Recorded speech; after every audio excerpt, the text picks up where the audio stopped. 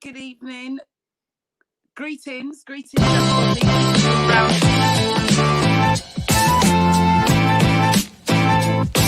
Right.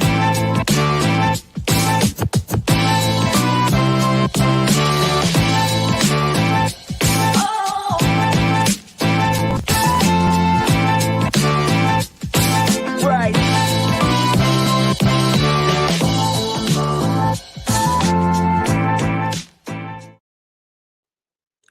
Well, greetings to you, and you. Thank you so much for being on time and joining us for another discussion of What a Week.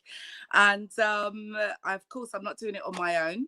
So please, ladies and gentlemen, wherever you are, put your hands together and welcome our studio guest, comedian extraordinaire, Mr. C.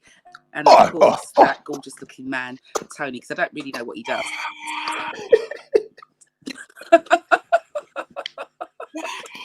Tony, what do you do? Tony, what do you do, darling? What do you do? What do? Yeah, in your day-to-day life. Oh, I'm a mentor chiefly for young black boys in schools, and I teach history. I teach Black history. Oh wow. Okay. So this panel is absolutely perfect for you. That's why last week when we were speaking, you were so passionate. Apparently, this is why I was chosen for the show. Apparently.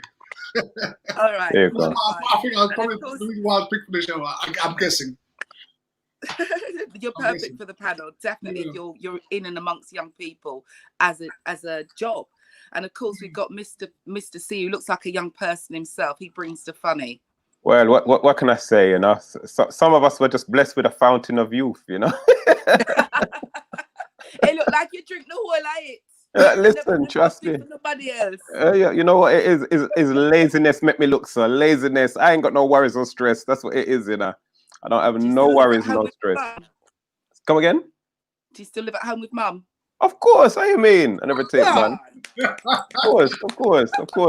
And the funny thing is, she live at home with her mum as well. So yeah, man, I got everything cushy. So you got granny there as well? Granny, mommy, no, playing. Well, what a week we've had, fellas. What a week. And you know, we've got so much to get through in this little hour. And I don't even know where to start. I'll tell you where we'll start. Black Pound Day, which is actually today. Did you spend any money? Not a penny, not a pound, not a cent, not a dollar, not a yen. I can't go any further than that. That's as far as I got. Not a euro. Not a euro. How about you, Tony? No. I mean, I no spending today whatsoever. I'm really interested to find out if there's a way they can gauge how effective this has been, because it would be nice to know. Because without kind of knowing, it's hard to sort of plan forward. I mean, yes, one day is great, but if we're doing damage, then we need to do more of this, don't we?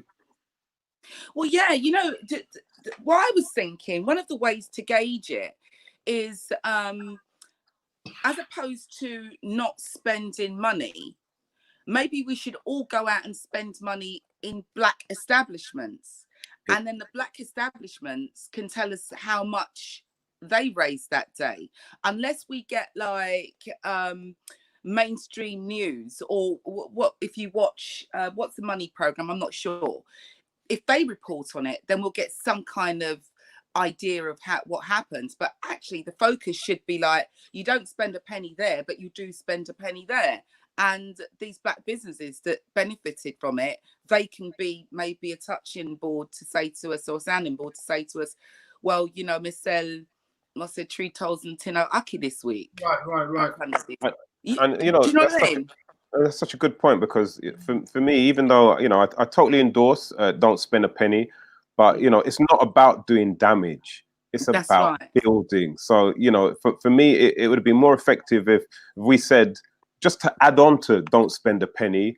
But what we're saying, instead of you not think about how much money you was going to spend today and invest that money into a black business. So, you know, if you're going to spend £35 on Aki today and mango, why not take that £35 and invest it in MediaNet Live TV? You see what I mean?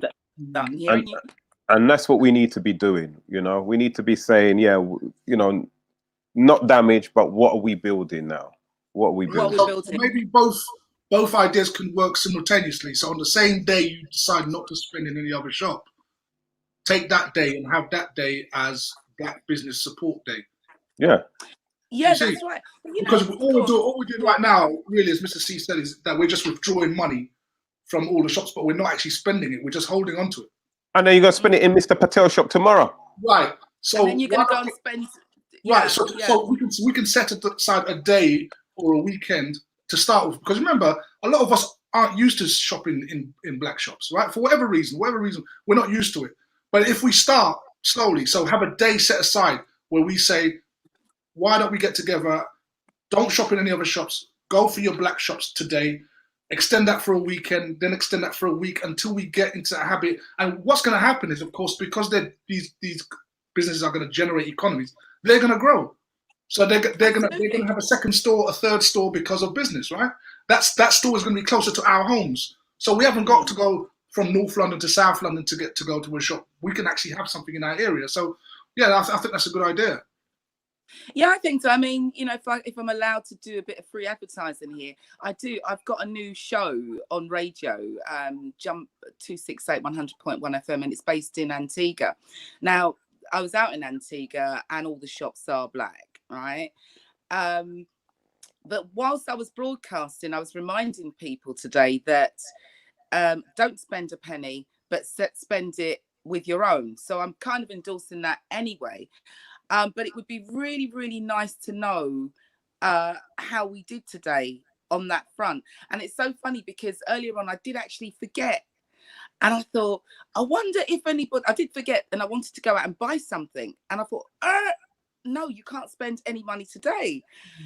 And then I thought, I wonder if there are people out there taking pictures of people buying stuff today when they shouldn't be. Yes. I've set up camera right outside my window to capture some of them people there, because where I live is right at the bottom of my road, and the little Indian man Coda shop is right there, so we can't see who are going. So yeah, we capture, and I'm telling you from now, yeah, anybody who I capture with my video camera going into Mr. Patel's shop for go spend a penny, yeah.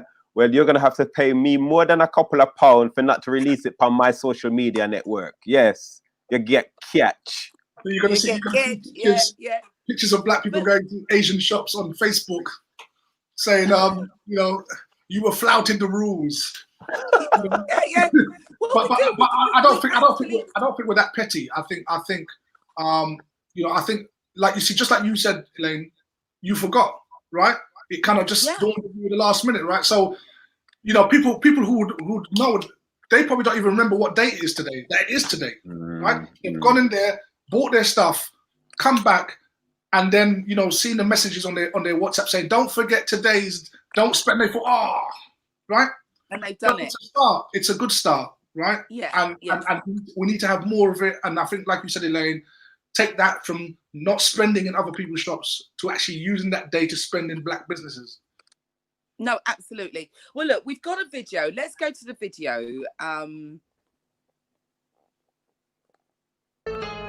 Dear Black America, can I have your attention? Especially consumers spending their honest living.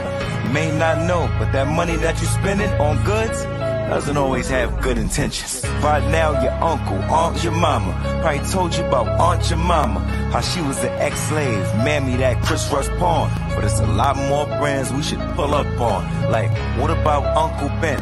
Remember, called them uncle cause slaves couldn't be called Mr. Rasta's picture on the front of the cream of wheat. But what about the worst of all, KFC? Colonel Sanders made a fortune, killed it after he stole a recipe from a slave, Miss Childress. Gave her $1,200 out of the billions of his worth, then became a sugar daddy for Miss Butterworth. It's more to be exposed out here. I mean, look at the clothes we wear. Allegedly Nordic boats to slave ships he was brung on. The tree on your pair of Timbs is what we was hung on. And the logo that's been embroidered on Levi's. 2 horses ripping a slave from each side. Could it be propaganda or could it be facts? Wait, and get deeper than that. Remember we were small kids enjoying our life so much. Hot day, we would run to the ice cream truck. Once we heard the song come out the truck, we was fiending. Unbeknownst to the song's original meaning, it came from a racist man disrespecting with a racist song called Niggas Love Watermelons. That ain't the only song that's in question, but in case you was forgetting, jingle bells, jingle bells, jingle all the way. Jingle bells was placed on slaves' necks in case they tried to get away. And the national anthem ain't an anthem for me. That's something I ain't never gonna say. Land of the free, but talking no refuge could save the hurling and the slave. Wait, speaking of slave, I just assume you understand why the main room's the master bedroom. Well, I hope so. And have you ever paid attention to the NYPD's logo? If you look clear on the pic, then you could see a man with a whip. Oh Lord, racist imagery literally on screens. Fashion, music, even with sports teams. It's all mark of the beast. Yeah, no justice, no peace. Destroyed with disrespects. Statue of Liberty, you next. But first, let's erase fake preachers, using religion as a tool to mislead us, to deplete us. Man, I gotta lead this. One last mission, destroy the white Jesus.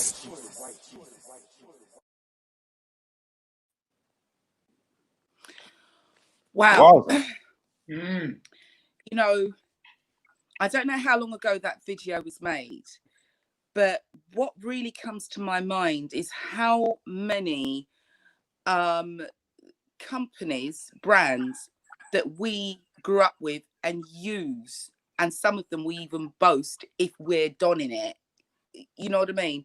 When actually right in front of our face, there are images that make up that brand brutalizing Black people. And you could even make a game out of that video. Pick out the right. Yeah, isn't it amazing though? What I mean? It's yeah, like it reminds me very much of the statues. You know, the statues that we've all walked past if we've gone down to the City of London, or you know, Buckingham Palace, and that way. It's amazing how we didn't know that a lot of those statues were either slave masters or racist, and we've sort of just been, in some cases, admiring them, right? And there seems to be an awakening now where we're now picking up on everything, and we realize that the whole establishment, the foundations of this system is not just built on your back in terms of the work that the slaves did, but then they use that as a mockery, right? Yeah. To mock you. Yeah. And then, like you said, that we wear all these garments and pose off to each other about, you know, what we've got. You know, it's just incredible. Well, Mr. C, what do you make of it all? You know what? I'm quite happy, to be honest with you, because there's symbolism amongst everything. I don't know if anyone can hear this, but I can't hear you, Mr. C. Oh, you can't hear me? Oh, can you hear me, Tony? Yes, I can hear you very well. Oh, I don't. Can you hear Mr. C? Yes. All right, continue. I'll continue. I'll continue.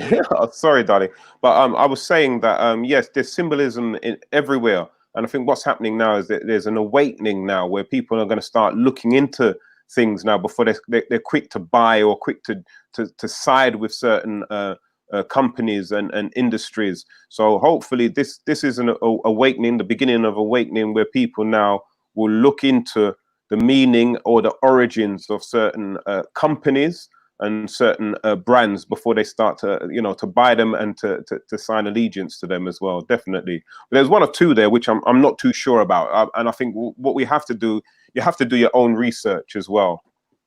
You definitely have to do your own research. I wasn't convinced about the Levi's association, but I beg to differ. I'll do my own research and find out. I think once we dig deeply into this, I think we're going to find that the whole structure of the system, of the imperialist system, is based upon, you know, racial superiority and slavery, and I don't really feel that it can be fixed. The reality is that for there to be an equal and fair society in any way, is that you have to take the whole structure down, not just bits and pieces. You see, because it's so hidden within the cracks and the crevices that much of it can escape your notice. Even the way things are done with regard to trading, you know, the word stocks and bonds, for example, comes from slavery. You see, the very language we use in trading economically comes from that history. So what do you have to eradicate that? You see, it's so deeply embedded in the system that just taking pieces here and there and correcting them is not going to change it too much. Can I just ask you, have you seen or heard about the last of the slave masters being paid up what they were promised when the abolition of slaves came around? So they were offered money if they freed their slaves. Right. And so apparently that's just, the last payment was just paid up in 2019. 15. Have you heard that? Yeah, 2015, yeah. 2015. Yes, sorry, Yeah. 2015. 15, yeah. Right, I heard somebody say 2019. Right. But anyway. So, and then I'm hearing that off the back of that, there's the reparation, I can't say the word, but where we're supposed to be paid, right? So what do you think the possibilities of, number one, that happening? And if it does happen, I think that it will then lead to Britain maybe having to give back all of what they've got and have taken from other countries. Where do you think that's possible, and where will it leave Britain then if they were to pay what they're supposed to pay? Tony, I'm going to let you start with this one, bro. I hear you. I'm going to let Tony start with this one. All right, you speak. Yeah. And you pick it up from Tony, yeah? You reiterate what he says. Okay, so you speak for Mr. C, and I'll repeat. I'll kind of come back to the point so she can hear. No. Okay, bro. For me, the UK, Britain is never ever going to agree to reparations. Never ever.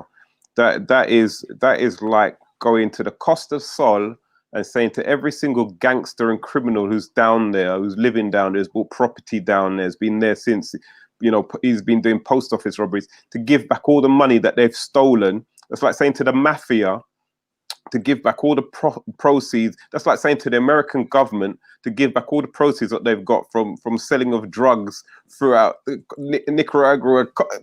They're never, ever, ever, ever going to do it. It's not going to happen. No government is ever going to do it or agree to it, because it's their stability. For them to do that, for Britain to pay reparations, it will make Britain a third world country, and it's not going to happen. The other thing what I'll say to that is there's other ways of, I think we should be looking at reparations. So for myself personally, I think for the next 400 years, I've said it before, for the next 400 years, not one black person in this country should pay taxes. And I think that's how it will balance itself out. Good luck, Tony. Yes, so picking up on Mr. C's point, I agree with him. Mr. C's pointed out that basically there's no way that the European powers would voluntarily make any sort of reparations for slavery. I think, in fact, if we go back to 1896, there was a meeting of the European powers at something called the Berlin Conference, where basically all the European powers sat around the table and carved up Africa and basically shared it out like a pie to say who was going to control what.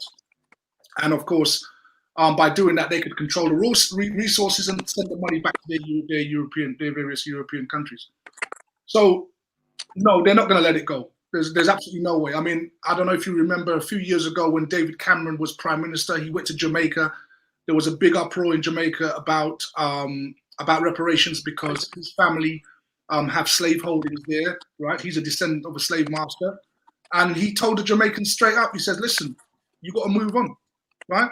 You've got to move on. I mean, we need to move past the past, and we can't keep going backwards. And Barack Obama came into power 2008. Black Americans approached him about making sure that this idea of reparations comes forward. And Barack Obama told them, listen, I'm the president of America, not Black America. So these people have absolutely no intention of letting go of anything. Neither would they even agree to a deal of 400 years. And I feel that sounds like a good idea, but 400 years without tax they would give you 10 years and then renege on the deal. That has been the British way throughout history. So you couldn't really trust, even if you made deals with them, they'll go back on it. But I do believe, my feeling is probably a bit way out there, but I do believe that the slaves will get reparations, but it's going to be through a supernatural means. It won't be through political negotiation or demonstrations or pulling down of statues, because we have seen up to now. And you know, recent events are not the first time that that black people have asked for reparations. Reparations were asked for right from the beginning of the end of slavery, from abolition, right? When the slaves were free, they said that, listen, you owe us money for work done, right? And all those cries of reparations up to this day have been refused. So there's no indication that they're going to change their mind. I agree with you. I agree with you. This is why, I mean, I'm watching videos all day long, and I'm actually being empowered by them, by some of the visuals. I won't repeat all of them that I see, but there's so many of them where armies are being built, and the way people are speaking, it's like it's different to what we've heard in the past, apart from, say, Malcolm X and that. But I just get this feeling that with withdrawing the black pound, so we're affecting the economy, there is a chance where we can become strong enough to make a difference, to have a stronger whole. Does that make sense to you? Yeah, it makes sense, but it's unworkable. I mean, because I think we touched on this last week, didn't we? When we were discussing this whole idea about why the strength comes from the community. So why isn't the community has to be strong before we gain strength? Right, that comes from within. So we lack a cohesiveness even in the most basic element, which is the family. Right? Yes. Families that build communities that build a nation. And if you can't get the family structure right, then you can't get that unity which you crave to get the power that you need. So that's the problem we have. And we looked at other communities like the Jews, and we looked at the Asians, and we talked about how they have a spiritual center in their community, where they see themselves as brothers to each other. Right? You've seen it. We've all seen it. We've gone to an Asian shop. We've all gone to an Asian shop, and where they're being served by the customer, and then the brethren of the shopkeeper comes in, starts talking over our shoulder, and they're having a conversation while the guy's getting the bag, and you see the way they relate, and they have that's embedded within them. The Jews are the same. You know, if the Jews want to buy and sell houses within them, they don't use estate agents. They just do it amongst themselves. They have their own personal solicitors, and they buy and sell. But our issue is that we don't have that cohesiveness, which starts from the very basics, which is the family unit. I don't think that's true for all black. I think there's more than enough of us that do have that, and I really don't want us to buy into what the media is telling us, because the more we say that, like, we don't support each other, we do support each other. We actually do support each other. It's just that the thing that forces us to maybe not sustain the support is the fact that we've got to pay our mortgage, or we're being infiltrated. So I believe that we can do it. I believe we can do it. And I believe the more that we say that we can do it is, I think we'll see it, because like I said, the Black Army and stuff like that, the way that they are organizing themselves and the information that's coming through to us as well, not just from our age group, from the youth as well, they're educating each other. It's amazing. So it's one of those things where the seed has been planted, and little by little in each corner, all of a sudden we're going to see this garden, we're going to see this army, we're going to see some manifestation of everybody's work, individual work. That's what I believe, and I hold on to that. I don't really know many people of a black hue that isn't helpful, that isn't that I can't pick up the phone. Maybe there's not enough of us, but I think there is enough of us. I think we're doing this. This is living proof. What we're doing right now, this is a platform. It's taken Theo a little while to get here, but he has used us, not just us, but his path here. he's used the black community, and we hear, Mr. C, you've got an audience. Tony, you've got an audience. I think that there is enough cohesiveness there between us to be able to make an impact. All it is it is starting from the home, definitely. But all it is to just make an impact, just to move at once. This Black Pound Day is definitely not to be taken lightly. I think we need to keep watching the videos that are being sent to us, and just focus on what we've got to do. And I think that we really do need to stop saying that we can't and we don't and that there's the kids are so badly behaved. It's a handful of kids that are badly behaved, and they're the ones that get the platform. The ones that are really, really good. I've got this friend called Tony Attila. He's probably got about 60 kids, him one, and all of them are beautiful. All of them are in his business, running his business with him, you know, and rightly it's the same. Do you understand what I'm saying? So it's a handful of them that are taking the limelight. We can, listen, we had a Wall Street before, you know. We had a Wall Street before, and it got mowed down, and it was us that built it. Do you understand? So anyway, let's move. Do you want to add to that? No, yeah, I just want to sort of pick up some of the comments that have been coming in. So, yeah, please do. Jack says, no disrespect to the members of the panel, but you all sound tired and fed up. Elder Scagnetti Jack, how old are you, first and foremost? Yeah, you understand?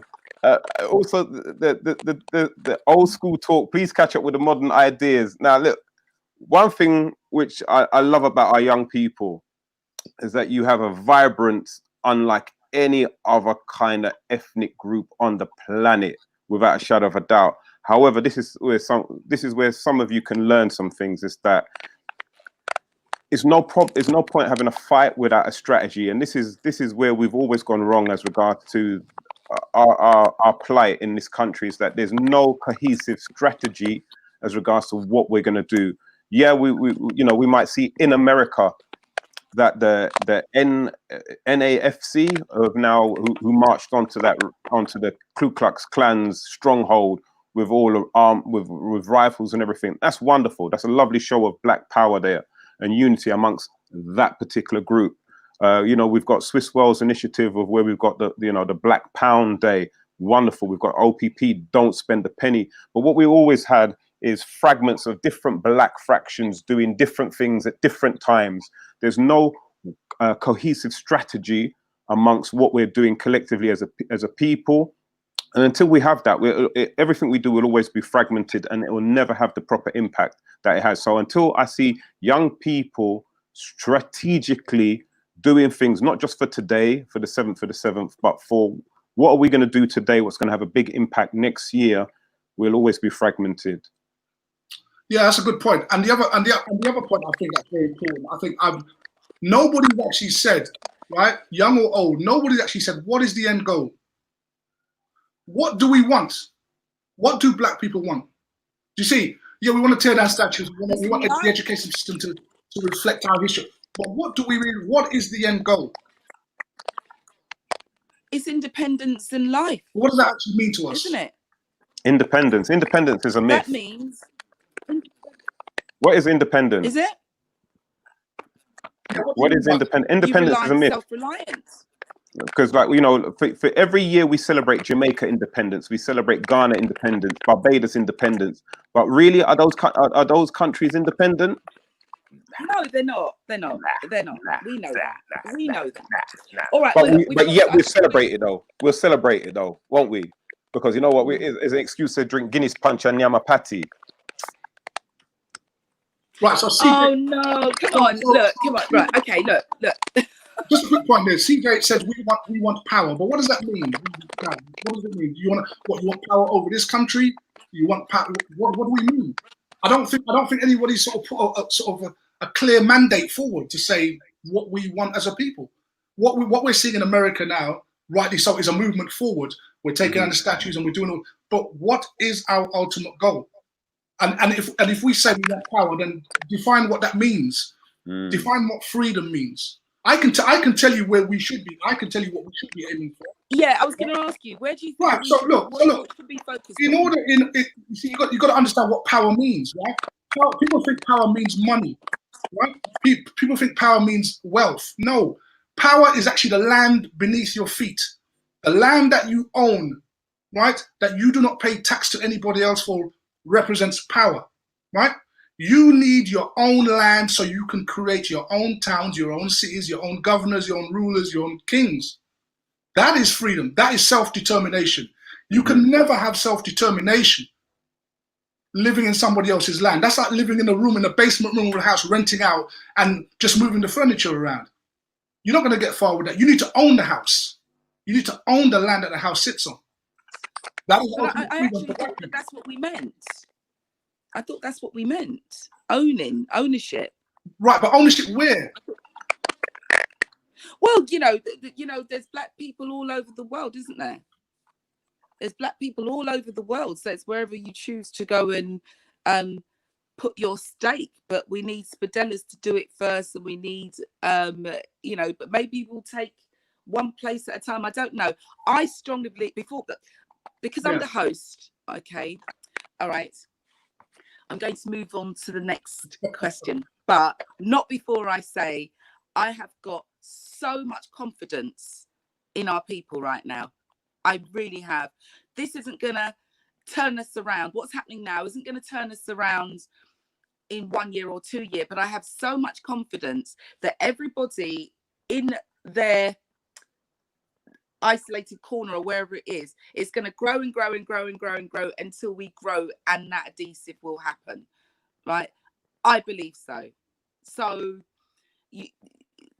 this is what I believe, all right? So I would encourage everybody to continue in doing what they think is going to be conducive to the overall fight and just keep doing it, because remember, the nose cannot tell the eyes that it is not important or it is not necessary, and the mouth cannot tell. So I will, the mouth, the nose, the eyes, the ears represents one body and these different pockets. So I just want to encourage everybody to keep fighting for the bigger picture, and we will meet. And when we meet, we better know so we like each other, because we're gonna stick. Oh, I certainly agree that the momentum, we should keep the momentum going. There's no doubt about it. And I think the young people are key to that. And I think like as pointed out, I think some of us old ones are we're a bit tired, and because we've seen a lot in our lifetime. But what we're seeing now is very, very encouraging. But like I say, in order to reach a goal, you must have a goal, right? You must have an end goal. And otherwise, what's going to happen is you're only going to be satisfied with little trinkets, what you're given. Little bits and pieces here, and you're going to be happy with that. They're going to quiet you down and then carry on putting their boot on your neck. Yeah, okay. Well, 100%. All right, we'll leave it there. So let's go on to, have you seen the video? Maybe Theo can show the video of the young boy, the couple that was being arrested. Apparently they were being arrested because they were driving on the other side of the road. Now, I haven't seen them driving on the other side of the road, but I have seen them being arrested with the baby in the car. Can we roll VT? You ready? For what? For what?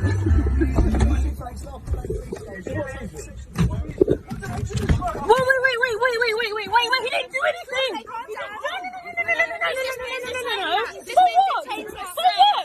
Why are you touching my son? He's in the car. My son is in the car. I don't want you to look after him. My son is in the car. No. No one's going to be hurt. Just get out of the car. You're going to be detained for a search, okay? Under section 1 of police.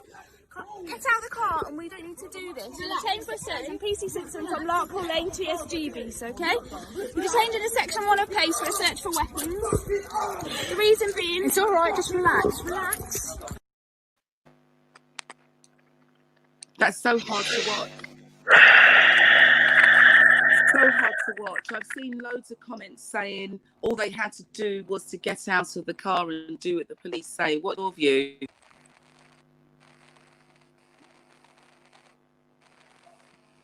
Yeah, that's tough. I saw the response from the police commissioner, Cressida Dick, who says, well, as far as I'm concerned, police followed proper procedure, and I'm very happy with the way things went, and we're going to continue our stop and search. So basically what she's saying is that more of this is going to continue.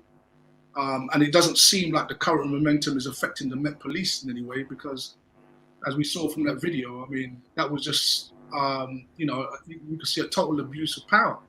And apparently that case has been looked into, I think, by the Police Complaints Authority, and they don't have a problem with it.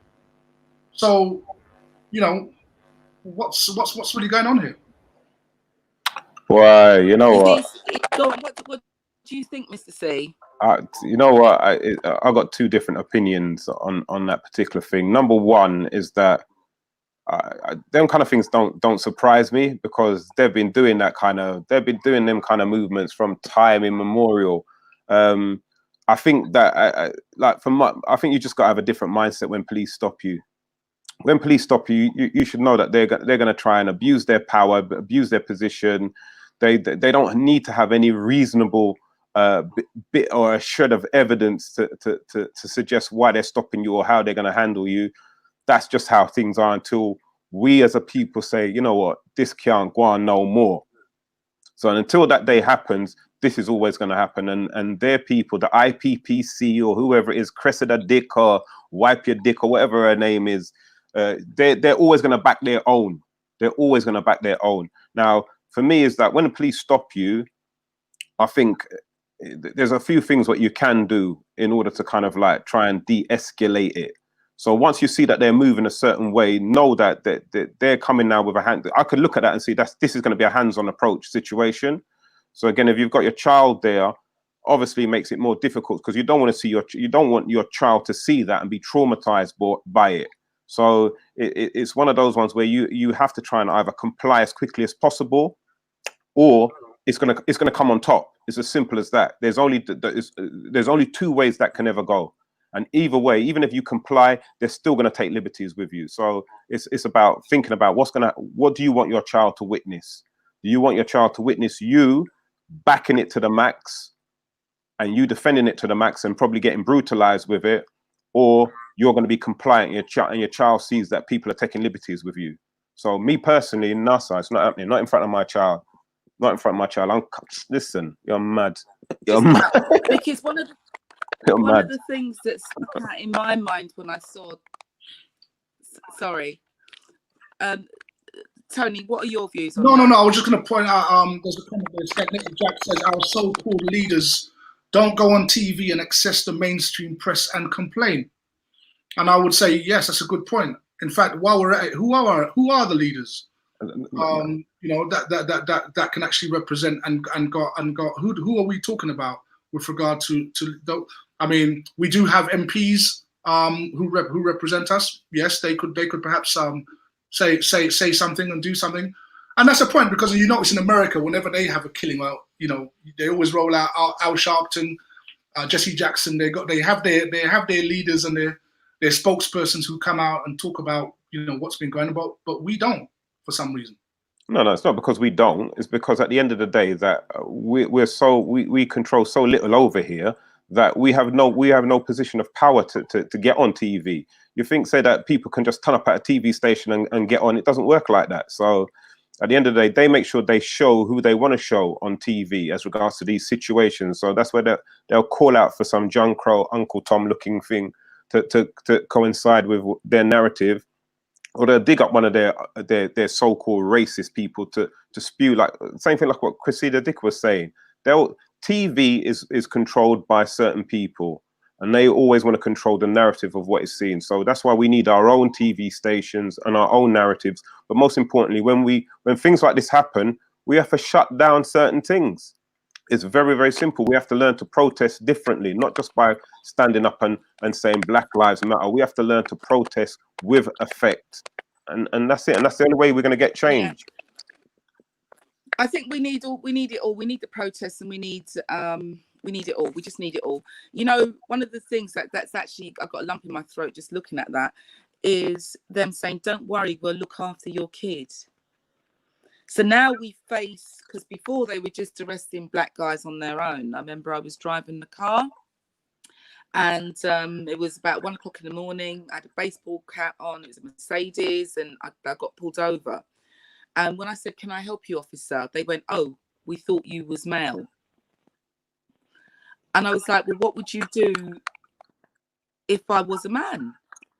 I can't remember what they said, but I went home feeling really shook and feeling it for my, my male brothers.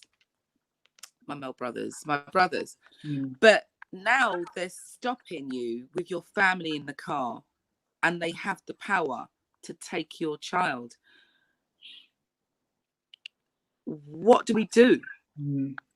Well, you see, that this is the thing, and this is where I was saying that, you have to, number one, you have to know the law. Number two, we have to try and make an effect, because you see that's something which will come on top. Because I'm telling you from now, there's no way no police is taking my 2-year-old child. It's not happening. So there's going to. But I mean, how are you going to stop them? How are you going to stop them? Officers are getting punched in. Officers are getting punched in their. They're getting punched in their throat. It's simple. It's very, very simple. You're not taking my child. It's not happening. I'm telling you from now. It's not happening. It's not happening. That's not happening. It's so scary. It's so It's not happening. They frame the law in such a way that they allow themselves to do that, and they'll take your child into social care. While you're being processed, they can make a case against you that you're probably not fit to be a mother because blah blah blah, whatever, or maybe put drugs in your car, whatever it is. If they don't find anything.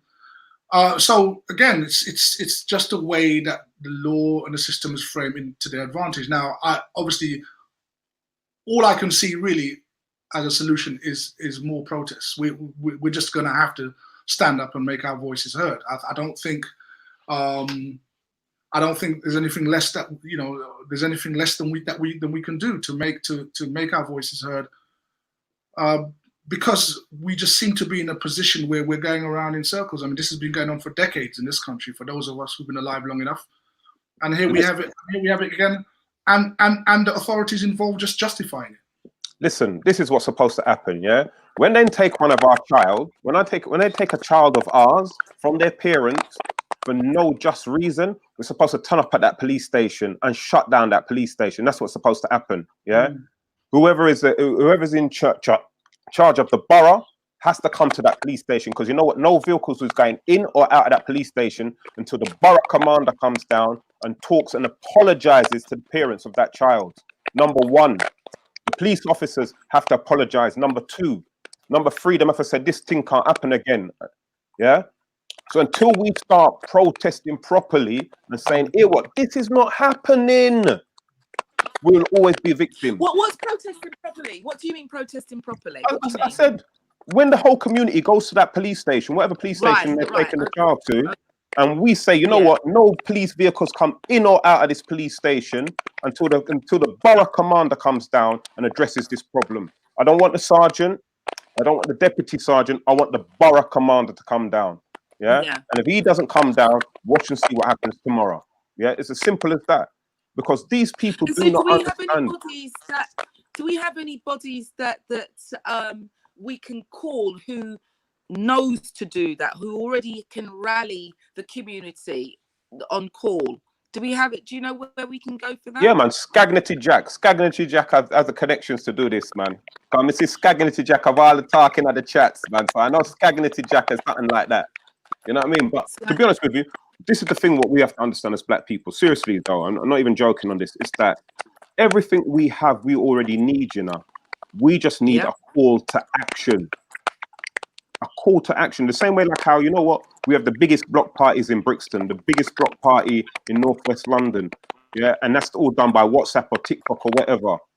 The same way like when Tommy Robinson made his threat about they're going to organize all the football hooligans to come down to Trafalgar Square and do this with the statues and take liberties.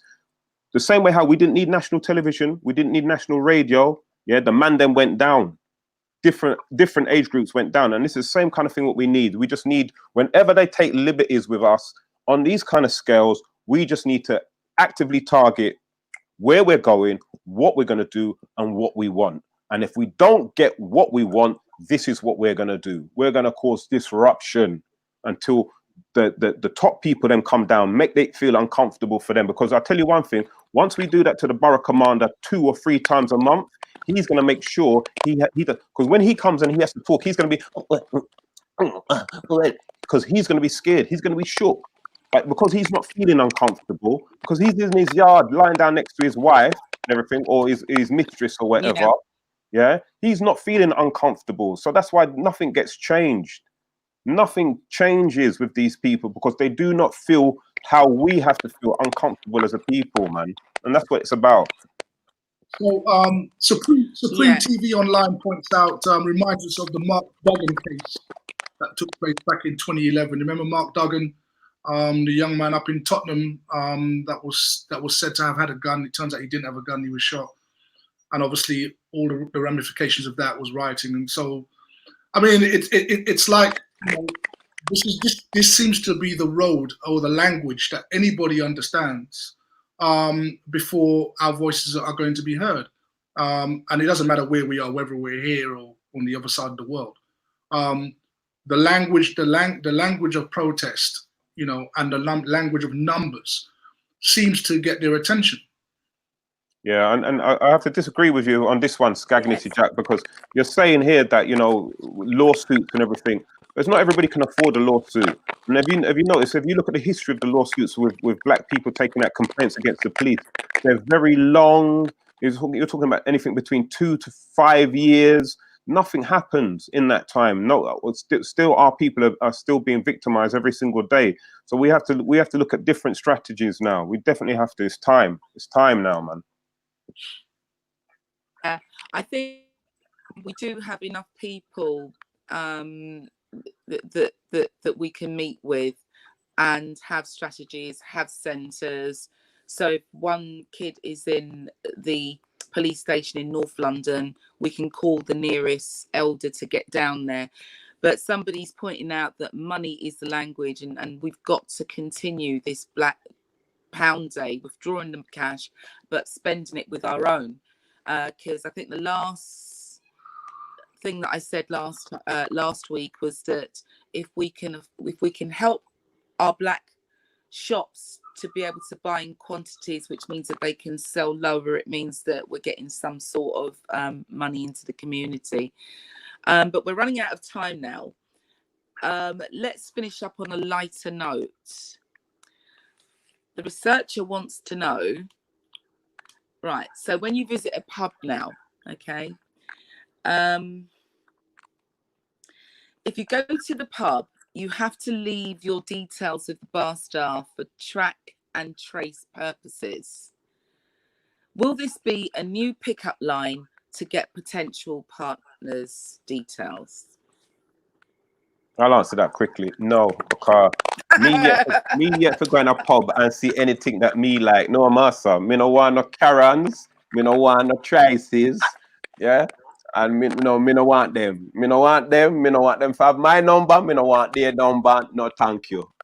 No. So how are we going to deal with that, though? On a serious note, I mean, sorry, Tony, you answer that as well. You know, do you think? No, it's a short answer is no. I mean, I don't go to clubs. I'm not. You know, I do all the hard work myself.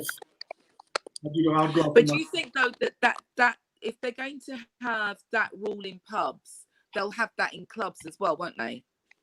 Because we don't go pubs, we go clubs, and they, you know, they want to be able to trace who's got. Well, they want to do more on that with your details, but their excuse is that they want to be able to track and trace. I wish them good luck, because, you know, number one, you'll be lucky if you can get somebody's real full name, never mind their street name. I wish you all the best. And any man over the age of 37 inside there, you know you're gonna get his mother's yard. You ain't getting his yard, you're getting his mother's yard. Or his baby mother's address. I wish you the best of luck. Yeah, me too. Well, in other news, drive-in movies opening in Enfield, drive-in concerts planning in stages. Is this a good or bad idea? And what do you both think?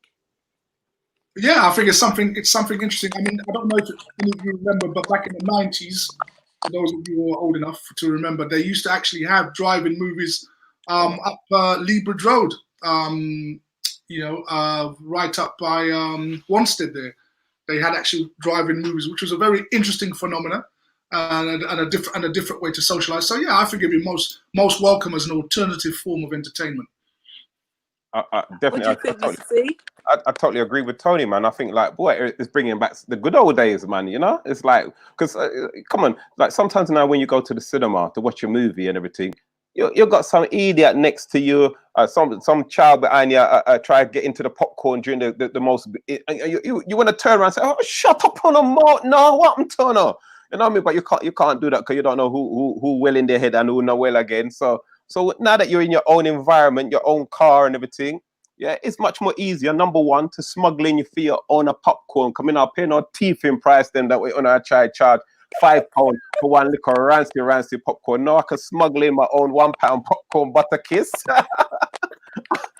Push it in this side. And also there's the safety measures as well. You know, you keep your lurgies in your own car. Exactly. Whatever disease you bring, you go back with it in your car. For real, man. For real. Now, you know what? I think it's a perfect timing. I think it allows people to experience that going out feeling which we've missed for like the last 3.5 to 4 months, and I think it's just a wonderful way to kind of end the summer, man. Yeah, driving movies, and I know that they've got a couple of comedy shows planned as well. So I've had the same one in Enfield hit me up as regards to doing some comedy shows there. So I'm still trying to work out the logistics for it, because watching a film and watching a comedian is a completely different dynamic. So, but again, if you're in the back of the car, how are you now going to try and watch the movie good between the rear view mirror and two big head people there, man? You know what I mean? It's going to be a little bit awkward. So if you're in the front, everything is copacetic, you know? But it's a good idea still.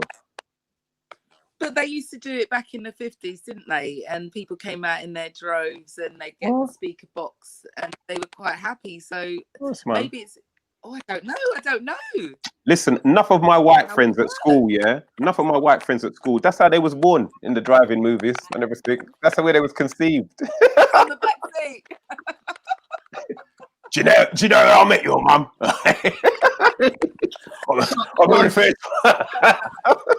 CJH makes a good point. She asks, yeah, good idea. Is it a black-owned drive-in movie theatre? Probably, well, we hope it is, but if it's not, it's a great idea for black people to think about getting into.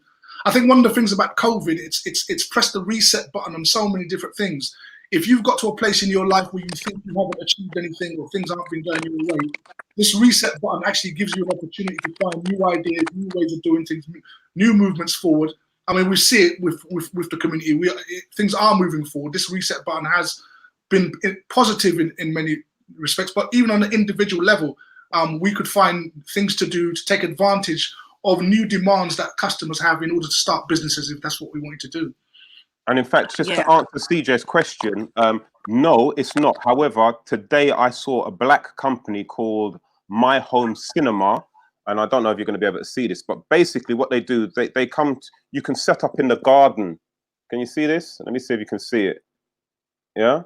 So you can set up in the garden. It's called My Home Cinema, and that's a black-owned company where if you want, instead of just doing a barbecue, what you can do is hire that black-owned company, and they'll come with a big projector, comfy seats, and then you can watch something like, Rockers or Babylon or The Intent or whatever, a black film that you want to watch in your garden.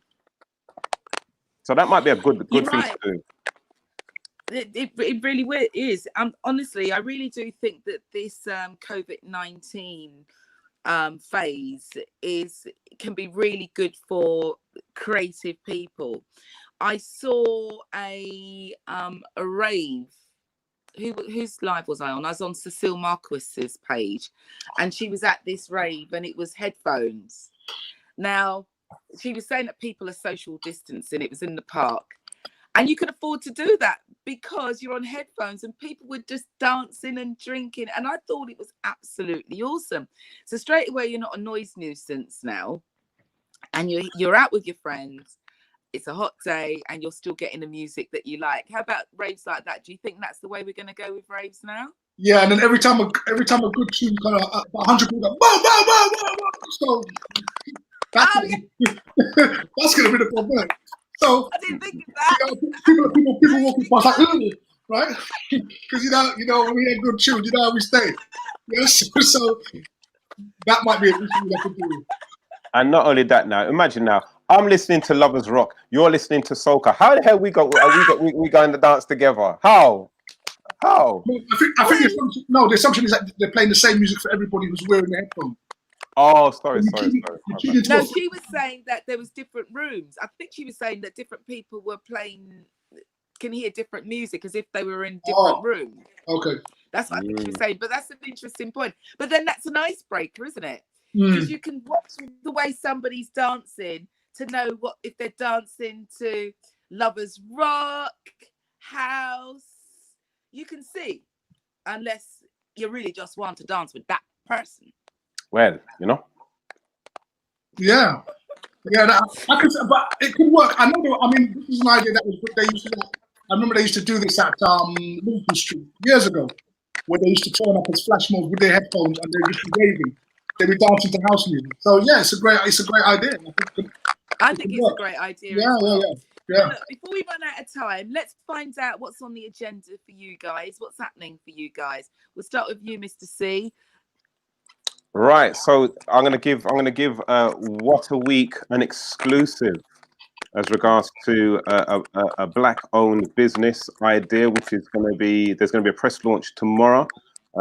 You should hit some of the news, such as TalkSport, around about probably 11 o'clock or 1 o'clock tomorrow, where there is going to be an initiative called Equality is Legacy. And this company is setting about to try and raise £5 million every single year. And once they've received that money, this is what's going to happen. They're going to identify 200 black business ideas and give each one of them £20,000 as a business startup to get their idea up and running. Also, they will receive a business mentor, and also again a marketing mentor and coach and guide to encourage that business to flourish. So again, watch out for it. Equality is Legacy, and there's going to be an absolute beautiful sporting event and musical comedy event attached to it as well. And we shall be charting the success and the stories of some of our greatest heroes here in Britain, and also some of our brothers and sisters across the world. So it's called Equality is Legacy. Follow them on Twitter, Facebook, Instagram, but watch out for the press launch tomorrow. Exclusive. Fantastic. Thank you. Wonderful. Tony, what's happening? No, nothing so fantastic. I'm just working with young black youths, between the ages of 13 to 16, teaching them sort of basic values, specifically to do with family life, their future after they leave school, how they should look at each other from a brother and sisterly standpoint, teach them history, how they got to be at this point today, and to start teaching them how to think laterally about problems and how to move away from, issues that we sort of seem to be going in circles with. So how to have new ideas to problems, to train them to think outside the box and to use more critical thinking. So that's pretty much, my remit moving on forward. And so the gratification of the job then, how long have you been doing it first? It's my 4th year. This is your 4th year? Yeah. So you must have had a set of kids who you've seen over four years? Yeah. Changing? Yeah. And do you feel like your involvement in their life is improving their life? Well, they've left. I've got students that have left school 2 years, 3 years ago, still calling me on my phone to sort of say, we remember you being at school and the work you've done. I've got letters from the school to show how students have been turned around because of learning about their history and how that's given them a much better work ethic and basic relationship with their parents. So yeah, so those are, my certificates, so to speak, right? So it makes me feel very proud and makes me feel that what I'm doing is working. So I'm working with, obviously, with youngsters that are going to be the future generation, obviously, once we pass off the scene. But hopefully those who I've worked with will use critical thinking skills and surpass what any of us have ever done, right? Because they're going to employ new ways of thinking. And find it. Is there anything that? Sorry, no. Is there anything that you're doing, DJ Elaine? Is there anything that you're doing? Well, I was about to do that in my last bit, but we've got 3 seconds now. But thank you all very, very much. Big up all the guests and all the comments as well. Yes. My name's DJ Elaine Smith. You can catch me from Monday to Friday on Jump 268 100.1 FM Antigua. From me, Elaine. Oh, I still got a minute left, apparently. let's say wonderful comments, whether you agree or disagree. Lovely to have you here. Share your thoughts. Love the comments, man. Love to hear from you. Yeah, CJ, lovely. Thank you very much. Yeah, Anne Marie. Yeah. Big up. Supreme TV, yes, sir. I can't see them. I can't.